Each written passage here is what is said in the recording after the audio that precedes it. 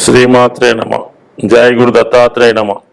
ఈ వీడియోలో మనం 2024 సంవత్సరం మే నెలలో తులారాశి వారికి మాస ఫలితాలు ఏ విధంగా ఉంటాయి అన్న విషయాన్ని మనం వీడియోలో పరిశీలించే ప్రయత్నం చేద్దాం.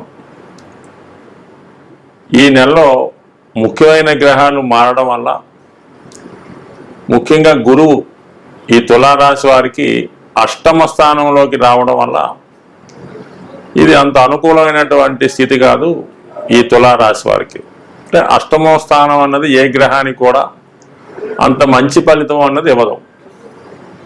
ముఖ్యంగా గురువు ఇది ఆధ్యాత్మిక చింతన, శాస్త్రానికి సంబంధించినటువంటి నిగూఢమైన రహస్యాలు తెలుసుకోవడం, పరిశోధనా రంగంలో ఉన్న వాళ్ళకి, మోక్ష మార్గంలో వెళ్దాం అనుకున్న వాళ్ళకి ఈ అష్టమంలో ఉన్నటువంటి గురువు చాలా అనుకూలించే అవకాశం ఉంది. అంటే ఎవరైతే శేష జీవితాన్ని ఆధ్యాత్మిక మార్గంలో కానీ ఏదైనా ప్రశాంతమైనటువంటి ఆశ్రమంలో గడుపుదాం అనుకున్న వాళ్ళకి, ఆఫ్టర్ రిటైర్మెంట్ గడుపుదాం అనుకున్న వాళ్ళకి ఈ అష్టమ స్థానంలో ఉన్నటువంటి గురువు 4, 8, 12 స్థానాలు యాక్టివేట్ చేయడం జరుగుతుంది.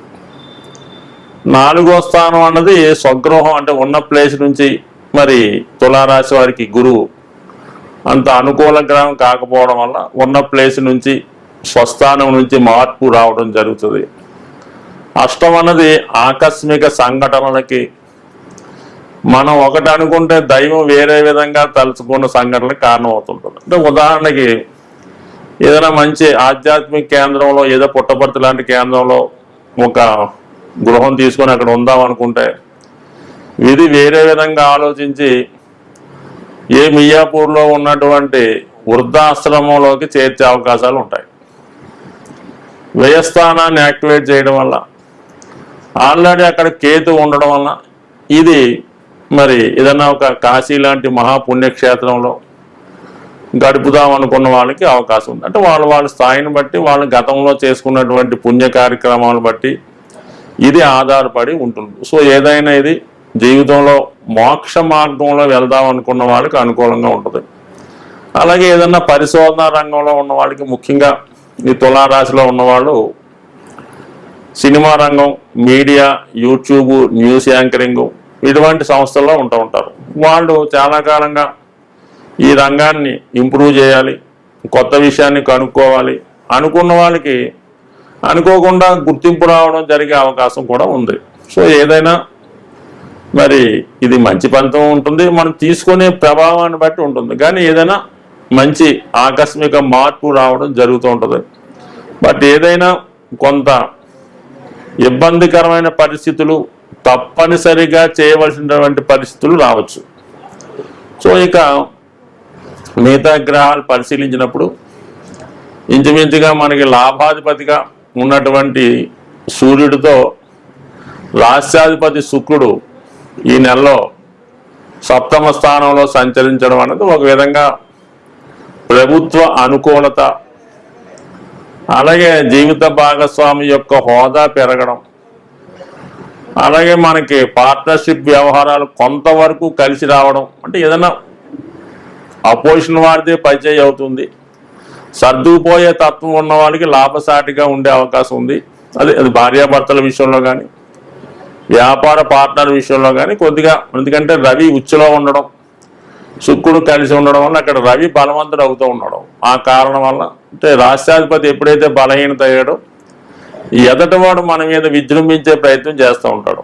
అది భార్య అయితే భర్త, భర్త అయితే భార్య కంపల్సరీగా పెత్తనం చేయడం జరుగుతూ ఉంటుంది. వ్యాపార పార్ట్నర్స్ అయితే వాడు చెప్పినట్టు మనం వింటేనే మంచిది. అంటే ఏదైనా సర్దుకుపోయే మనస్తత్వాన్ని ఈ నెలలో జాతకుడికి ఉంటే మంచిది.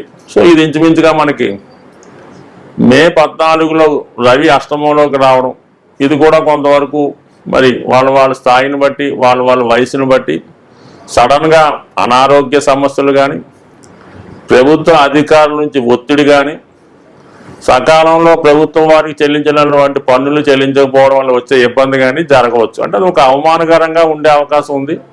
సో ఏదైనా అష్టమంలో రవి కూడా కొంతవరకు ఇబ్బంది పెట్టే సూచనలు ఉన్నాయి. మరి ఎప్పుడు మార్చి 14 తర్వాత. For the same time November 19 నుంచి శుక్రుడు కూడా అష్టమ స్థానంలోకి సంచరించడం ఇవన్నీ. సో ఏదైనా మనకి ఒక నెలలో ఈ నెల మనకి చాలా బాగుంది అనుకుంటే మాత్రం ఎట్టి పరిస్థితుల్లో కూడా 6, 8, 12 స్థానాల్లో ఏ గ్రహం రాకుండా ఖాళీగా ఉంటేనే మంచిది.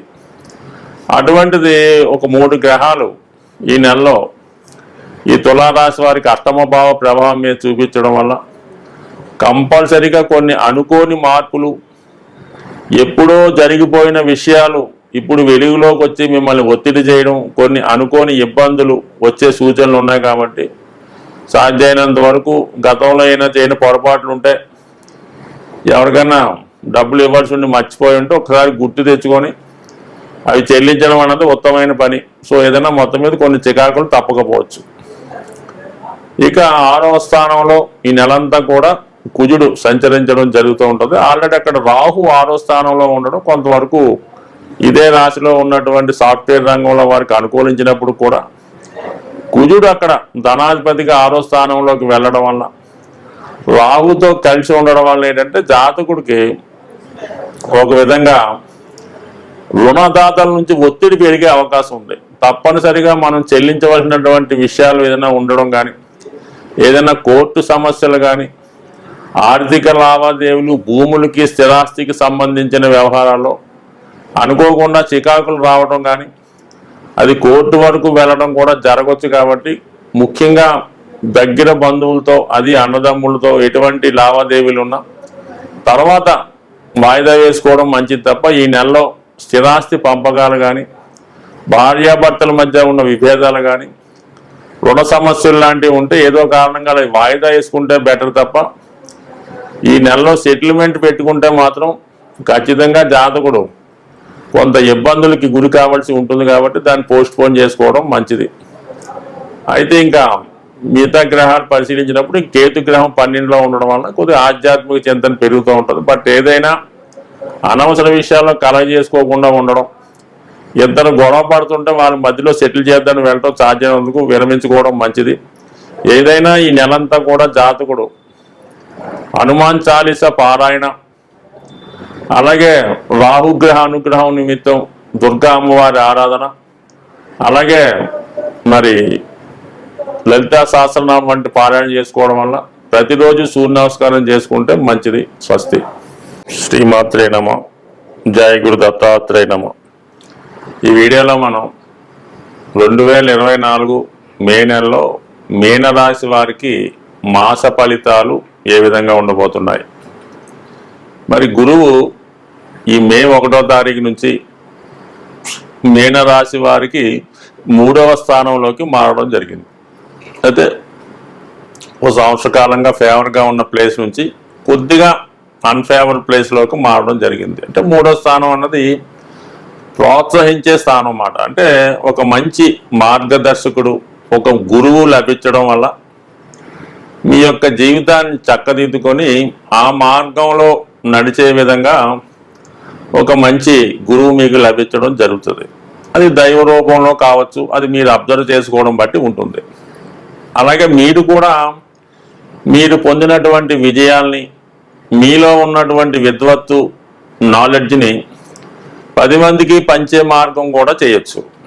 ముఖ్యంగా ఏంటంటే ఈ రాశిలో ఎవరైతే ఉపాధ్యాయ వృత్తి కొరకు ప్రయత్నం చేస్తున్నారో వాళ్ళకి, అంటే ఇమీడియట్గా కాకపోయినా ఈ సంవత్సరంలో మీకు అటువంటి ఉపాధ్యాయుడా, లెక్చరరా, ప్రొఫెసరా అటువంటిది ఏదో ఒక ఉపాధి అవకాశం రావడం జరుగుతుంది. సో ఏదన్నా మీరు ఒక మంచి ఇన్స్ట్రక్టర్గా మారే అవకాశం ఉంది. అంటే మీరు నేర్చుకుంటూ 10 మందిని నేర్పే ప్రయత్నం చేస్తారు. అలాగే 3లో ఉన్నటువంటి గురువు 3, 7, 11 స్థానాలను కూడా యాక్టివేట్ చేయడం జరుగుతుంది. ముఖ్యంగా 11వ స్థానాన్ని గురువు చూడటం వల్ల, అంటే మరి 11వ స్థానం అన్నది లాభస్థానం కాబట్టి ఒక మంచి మిత్రుడి ద్వారా, నిజాయితీ అయిన మార్గం ద్వారా మీరు మీ యొక్క ఆర్థిక సంపద, డైలీ రొటీన్గా వచ్చే ఆదాయం పెరిగే అవకాశం ఉంది.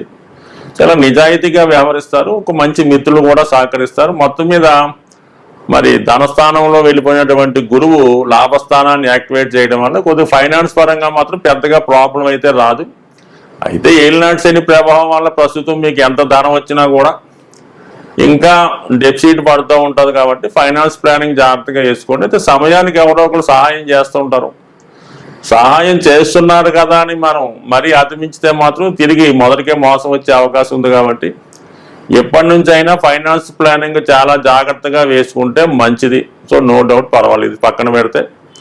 మరి 9వ స్థానాన్ని గురువు వీక్షించడం, 3వ స్థానం అనేది దగ్గర ప్రయాణాలు చెప్తూ ఉంటుంది, 9వ స్థానం అనేది దూర ప్రాంత ప్రయాణం చెప్తూ ఉంటుంది.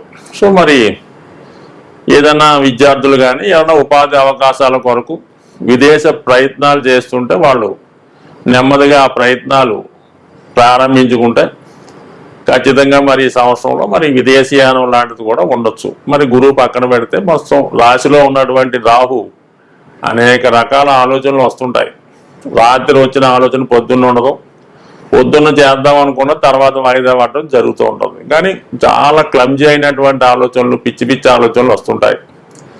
దానికి తోడు ఈ నెలంతా కూడా, మే నెలంతా కూడా కుజుడు కూడా అదే స్థానంలో చేరడం, అంటే ధనాధిపతి భాగ్యాధిపతిగా ఉన్నటువంటి కుజుడు రాహుతో చేరడం వల్ల కుటుంబ విషయాల్లో, సాంప్రదాయ విషయంలో కొద్దిగా మరి డివేట్ అయ్యే అవకాశం ఉంది. అంటే సాంప్రదాయానికి విరుద్ధంగా, ధర్మానికి విరుద్ధంగా, చట్టానికి విరుద్ధంగా కొన్ని నిర్ణయాలు తీసుకోవడం కానీ, అటువంటి వ్యక్తుల్ని కలవడం కానీ జరిగే అవకాశం ఉంది. ముఖ్యంగా విద్యార్థులైతే మరి ఇతరుల ప్రోత్సాహంతో కొద్దిగా దారి తప్పడం, అది మీరవచ్చు, మీ కుటుంబంలో ఒకరవచ్చు. ఎప్పుడైతే మరి ధనాధిపతి ఈ రాహుతో కలిసాడో ధన సంపాదించే విధానంలో అక్రమ మార్గాలు అవలంబించడం, తను చేస్తున్నటువంటి వృత్తిలో నిజాయితీగా తీసుకున్న దానికన్నా అధికంగా తీసుకోవడం, ఏదో విధంగా ప్రజల్ని దోచుకునే వ్యవహారాలు చేసే ఆలోచనలు వస్తుంటాయి. కాబట్టి అంటే మీనరాశి వారు సాధ్యమైనంత వరకు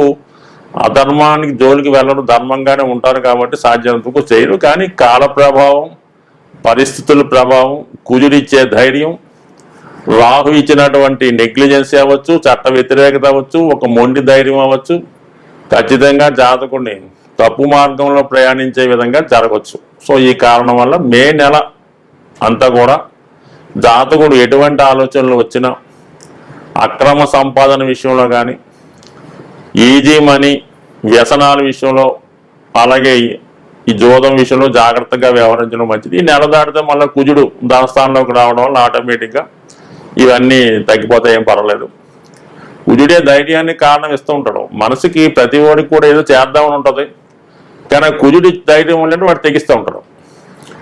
మరి ధనస్థానంలో శుక్రుడు, ఇది ఓకే, అష్టమాధిపతి ధనస్థానం, ఆర్థిక విషయాలు బాగుంటాయి, శుభకార్యాలు గురించి ఆలోచిస్తూ ఉంటారు, జరగబోయే శుభకార్యం కొరకు ధనాన్ని పోగు చేసే ప్రయత్నం చేస్తూ ఉంటారు. రవి షష్టాధిపతిగా రావడం, ప్రభుత్వ రుణం లభిస్తుంది, కుటుంబంలో ఒకరికి హోదా పెరుగుతుంది, ముఖ్యంగా స్త్రీలకి ఉద్యోగ ఉపాధి అవకాశాలు పెరుగుతాయి. మొత్తం మీద ధనస్థానం బాగుంది, లాభస్థానం మీద గురుబలం అవడం బాగుంది. కానీ వచ్చిన ధనాన్ని ఏ విధంగా సద్వినియోగం చేసుకుంటాడు, ఏ విధంగా అన్నది జాతకుడి యొక్క తెలివితేటల మీద, అతను నడిచే నడక మీద, అతని సంస్కారం మీద ఆధారపడి ఉంటుంది, అతని స్నేహితుల వల్ల, అతను ఉన్నటువంటి ప్రదేశాల వల్ల కూడా ఉంటుంది. కాబట్టి జాగ్రత్తగా ఆలోచించడం మంచిది. సో ఇక ఈ మే 10 వరకు బుధుడు రాశి అందే ఉంటాడు. మే 10 తర్వాత బుధుడు ధనస్థానంలోకి వస్తాడు. అంటే ఇది ఒక ధనయోగం ఏర్పడుతూ ఉంటుంది. చతుర్థాధిపతి ధనస్థానం, భూములు స్థిరాస్తుల మీద ఆదాయం పెరుగుతుంది, పార్ట్నర్షిప్ ద్వారా ఆదాయం లభిస్తుంది. మొత్తం మీద ధనస్థానం అంతా ఈ నెల అంతా వీళ్ళకి బాగుంది. ఒక గ్రహం పోతే ఒక గ్రహం ధనస్థానంలోకి రావడం వల్ల ఆర్థిక విషయాలు అనుకూలంగా వస్తాయి. దాని తర్వాత నెమ్మదిగా ఈ 14వ తారీఖు మే తర్వాత రవి 3వ స్థానంలో రావడం వల్ల కాంపిటేటివ్ మెంటాలిటీ వస్తుంది. ఖచ్చితంగా పోటీ పరీక్షలో నెగ్గాలనే పట్టుదల విద్యార్థులకు లభిస్తూ ఉంటుంది. పక్కవాడిపైన ఆధిపత్యం సాధించాలనే అభిప్రాయంతో ఉంటారు. ఖచ్చితంగా పోటీల్లో నెగ్గుతారు, ప్రభుత్వ సహకారం లభిస్తుంది, మంచి విద్యా సంస్థలో సీట్ లభిస్తుంది. శుక్రుడు కూడా 3వ స్థానంలోకి రావడం వల్ల స్త్రీలకి, ముఖ్యంగా మీ కుటుంబంలో ఉన్నటువంటి అమ్మాయిలకి మంచి భవిష్యత్తు కనబడుతూ ఉంటుంది. వాళ్ళకు కూడా ఒక మంచి దారి కనబడుతూ ఉంటుంది. సో ఇవన్నీ అనుకూలంగా ఉన్నాయి. ముఖ్యంగా ఈ మీనరాశి వారు తీసుకోవాలంటే రాహు యొక్క ప్రభావం నుంచి తప్పుకోవాలంటే ఎటువంటి చికాకుల నుంచి వెళ్లకుండా నిజాయితీగా సాంప్రదాయంగా ఉంటూ కుటుంబ కట్టుబాట్లు కట్టుబడి ఉంటే 100% మిగతా విషయాలన్నీ బాగున్నాయి. రాహుగ్రహ అనుగ్రహం కోసం అమ్మవారి ఆరాధన, కనకదార స్తోత్ర పారాయణ, దుర్గా అష్టోత్తరం చదువుకోవడం ఖచ్చితంగా జాతకుడిని మంచి మార్గం వైపు నడిచి విజయం లభించే అవకాశం ఉంది. స్వస్తి.